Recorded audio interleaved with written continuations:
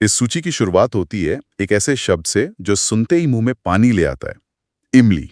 इमली। स्रोत के अनुसार इमली का मूल तत्सम रूप अम्लिका या अम्लिका है। ये बड़ा ही वैज्ञानिक सा नाम लगता है ना? है ना? संस्कृत में अम्ल का सीधा सा अर्थ होता है खट्टा। अच्छा। हाँ, रसायन विज्ञान में आज भी एसिड को अम्ल ही कहा जाता है। ओहो। तो अम्लिका का मतलब ही हुआ वो फल जिसकी मूल प्रकृति ही खटास है। एकदम सही। लेकिन आम बोलचाल में अम्लिका बोलना थोड़ा भारी लगता है। जबान लड़खड़ा जाती है। बिल्कुल।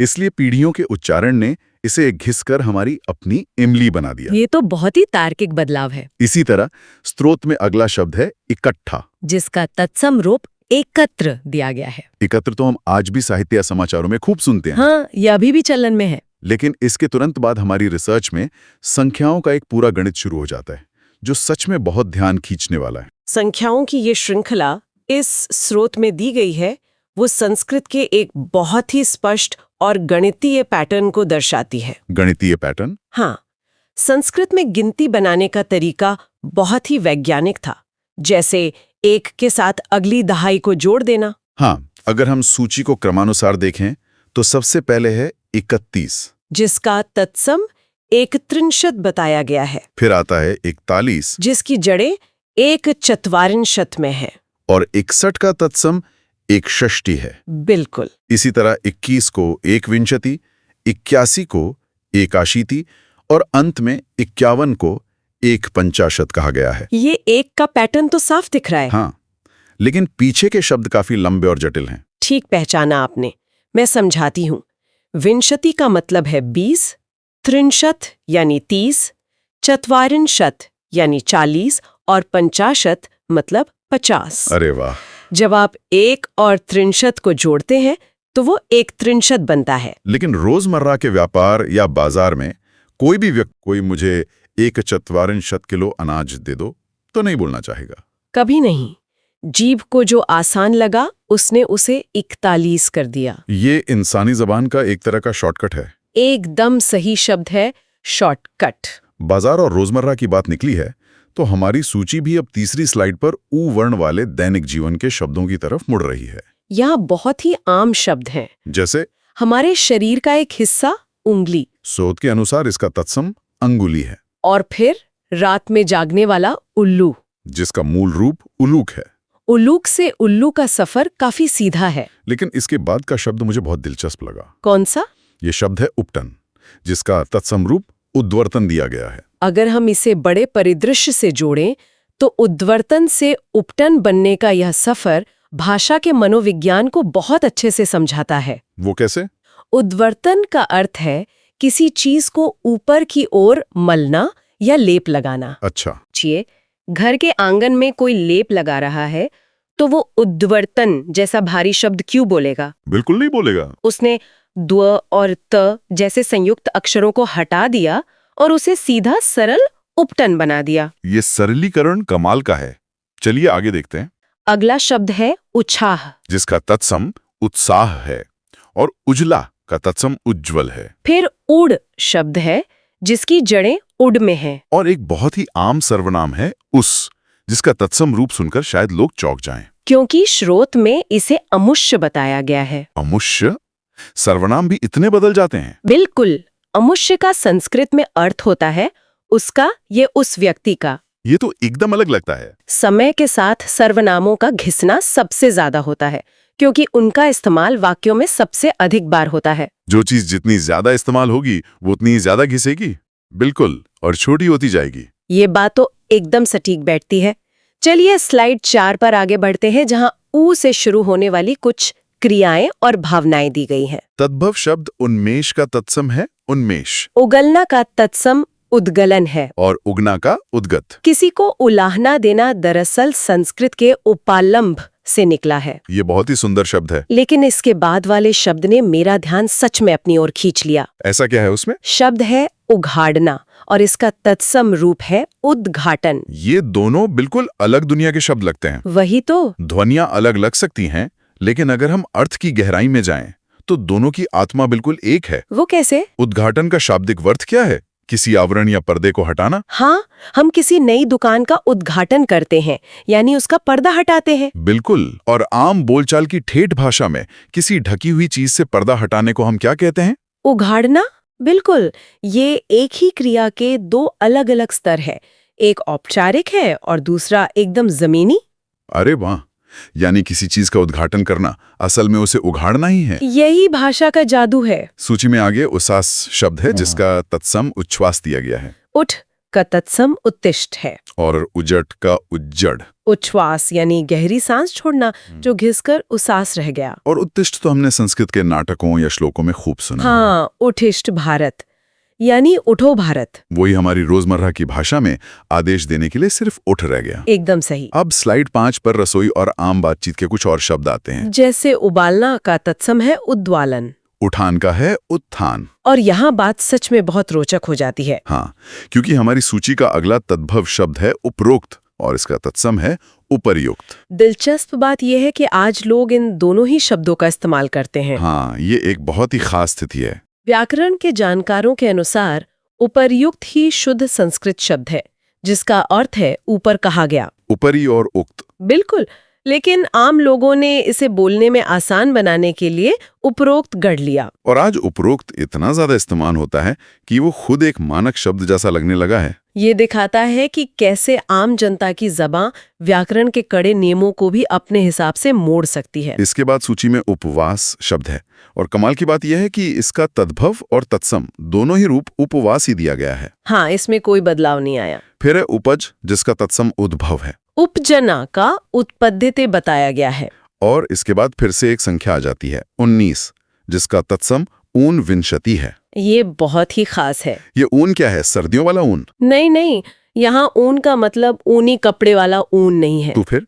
संस्कृत में ऊन एक उपसर्ग है जिसका अर्थ होता है एक कम। ओहो। तो विंशति यानी 20 और उसमें ऊन लगने का मतलब है 20 में एक कम। तो ऊन विंशति का सीधा सा गणित हुआ 19। बिल्कुल सही। और हमारी छठी स्लाइड में यही ऊन पैटर्न बिल्कुल हावी है। जैसे 29 का तत्सम ऊन त्रिंशत यानी 30 में एक कम। हाँ, फिर 39 का तत्सम ऊन चत्वारिंशत है। और 49 का ऊन पंचाशत। संख्याओं के इस सफर के बाद हमारे पास ऊ से शुरू होने वाले कुछ अन्य शब्द हैं।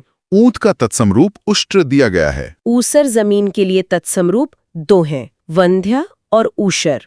ऊंचा का उच्च और ऊखल का तत्सम उद्घल है। उष्ट्र से ऊंट का बनना फिर से उसी बात को साबित करता है कि हम संयुक्त अक्षरों से बचते हैं। हाँ, स्ट्रॉ बोलने में जुबान को जो कसरत करनी पड़ती है उसे हमने हटा दिया और चंद्रबिंदु लगाकर उसे ऊंट बना दिया। बहुत आसान हो गया। वहीं जमीन के लिए वंध्य से बांझ या ऊषर से ऊसर बनना भूमि की प्रकृति को दर्शाने वाले शब्दों का क्रमिक विकास है। अब हमारी एक गहन चर्चा 7वीं स्लाइड पर ऊ, ए और ओ वर्णों के दिलचस्प बदलावों की ओर बढ़ रही है। यहाँ पहला शब्द है ऊन। हाँ, इस बार सर्दी वाला ऊन जिसका तत्सम ऊर्ण है। फिर एका का ऐक्य। ऐसा का तत्सम ईदृश दिया गया है।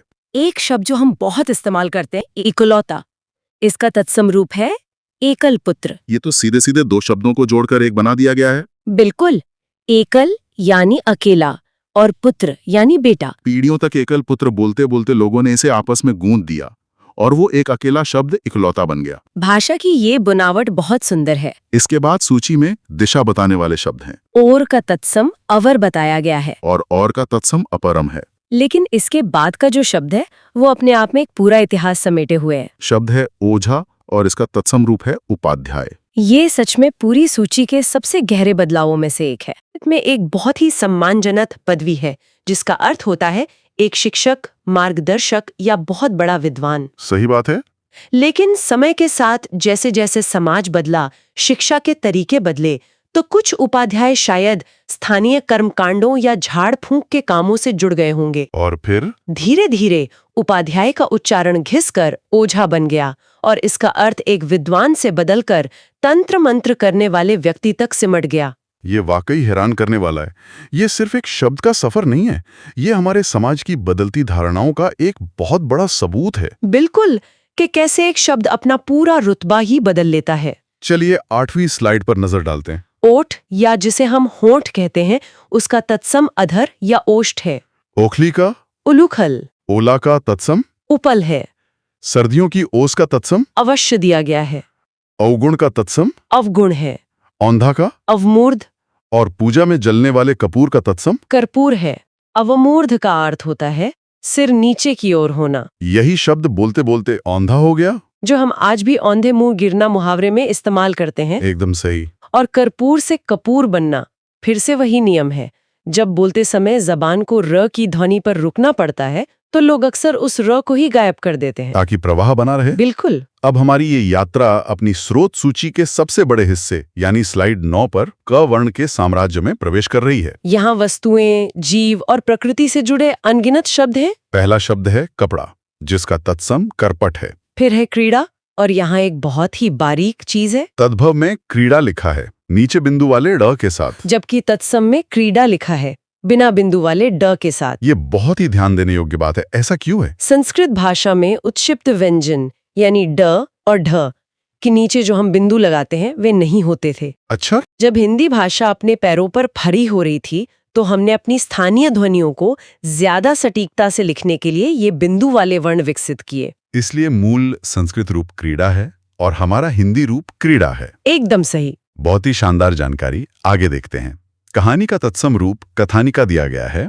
कड़वा का कटु या कटुक, खाने वाले केला का तत्सम कदली है। और परिवार के लिए कुटुंब का तत्सम कुटुंब है। कथानिका से कहानी और कदली से केला का सफर यह दिखाता है कि कैसे हमने शब्दों की कठोरता को कम करके उन्हें अधिक संगीतमय बना दिया और कोमल भी बना दिया। 10वीं स्लाइड पर इस क्रम को आगे बढ़ाते हैं। अगला शब्द है करोड़, जिसका तत्सम कोटि है। कीड़ा का तत्सम कीटक है। अब इसके बाद पक्षियों के नाम शुरू होते हैं जो बहुत ही दिलचस्प हैं। कबूतर का तत्सम कपोत है। कौवा का काका है। और कोयल का तत्सम कोकिल है। बहुत सुंदर उदाहरण है।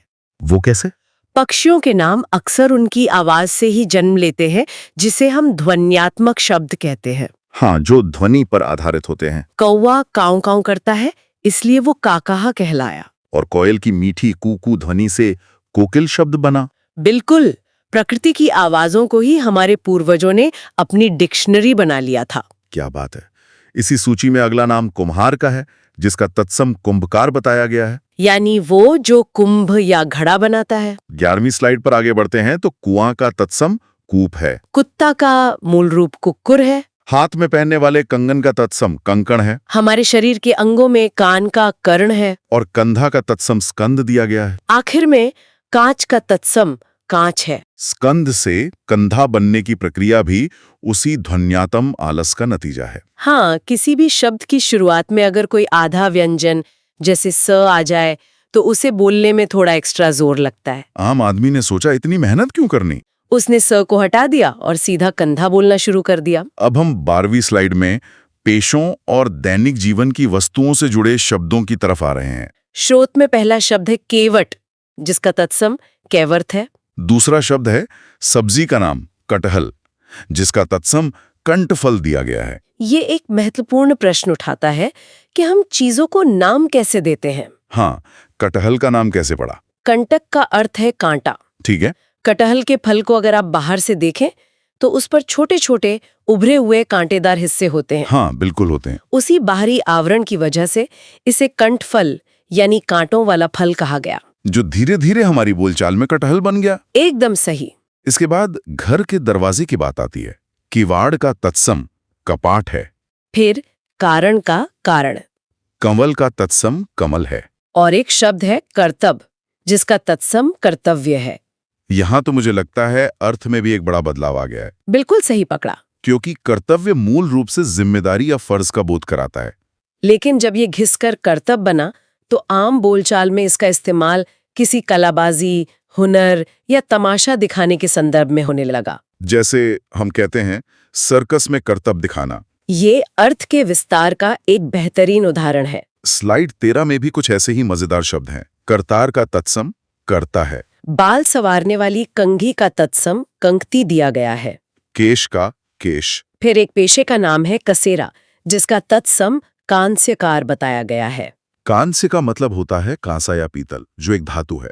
तो जो व्यक्ति कांसे या पीतल के बर्तन बनाने या सुधारने का काम करता था, उसे संस्कृत में कांसेकार कहा जाता था। वही शब्द सदियों का सफर तय करके हमारे बाजारों में आज कसेरा बन गया है। आगे एक ऐसी चीज का नाम है जो शायद हर भारतीय घर में बीमारी के समय बनती है। कहा? इसका तत्सम रूप क्वाथ दिया गया है। और ताले की कुंजी का तत्सम कुज्जिका या कुंचिका है। क्वाथ आयुर्वेद का बहुत ही मुख्य शब्द है। हाँ, जड़ी बूटियों को पानी में उबालकर जो अर्क निकाला जाता है, उसे ही क्वाथ कहते हैं। समय के साथ यही औषधीय क्वाथ हमारी दादी नानी के घरेलू नुस्खों में काढ़ा बन गया। हमारी ये लंबी सूची अब धीरे धीरे अपनी 14वीं स्लाइड पर पहुंच गई है। स्रोत के अनुसार कूड़ा का तत्सम कूट है, कोठा का तत्सम कोष्ठ या कोष्ठक है, कोठी का कोष्ठिका है, पेड़ काटने वाले कुल्हाड़ा का कुठार है। इसके बाद बीमारियों के नाम आते हैं। कोढ़ का तत्सम कुष्ठ है और कोढ़ी का कुष्ठी। कुष्ठ रोग का कोढ़ में बदलना भी यह दिखाता है कि चिकित्सा विज्ञान के कठिन शब्द भी कैसे स्थानीय बोलियों में ढलकर नर्म हो जाते हैं। कोष्ठ का मूल अर्थ होता है कोई बंद जगह या घेरा। उसी से बड़ा कमरा कोठा बना और पूरा घर कोठी बन गया। ये एक मूल विचार के फैलने का उदाहरण है। और अब हम आ पहुंचे हैं हमारी स्रोत सामग्री के बिल्कुल अंतिम हिस्से पर, यानी 15वीं स्लाइड पर। इस सफर के आखिरी कुछ शब्द है। पानी में रहने वाला कछुआ, जिसका तत्सम कच्छप है। कपूत का कुपुत्र। खेतों में काम करने वाला किसान, जिसका तत्सम कृषक है। लकड़ी या काठ का तत्सम काष्ठ है। और अंत में आंखों में लगाने वाले काजल का तत्सम कज्जल दिया गया है। और इसी के साथ स्रोत के बिल्कुल अंत में इति समाप्त लिखा है, जो इस बात की मोहर लगाता है कि ई से लेकर क तक की ये विस्तृत और संपूर्ण सूची यहाँ सफलतापूर्वक पूरी होती है। कज्जल से काजल और कृषक से किसान, ये शब्द हमारी संस्कृति की जड़ों में बैठे हैं। बिल्कुल। कृषक जब किसान बनता है तो वो सिर्फ एक शब्द नहीं रह जाता, उसमें इस उपमहाद्वीप की मिट्टी की खुशबू, यहाँ के मौसम और यहाँ के लोगों की पूरी कहानी समा जाती है।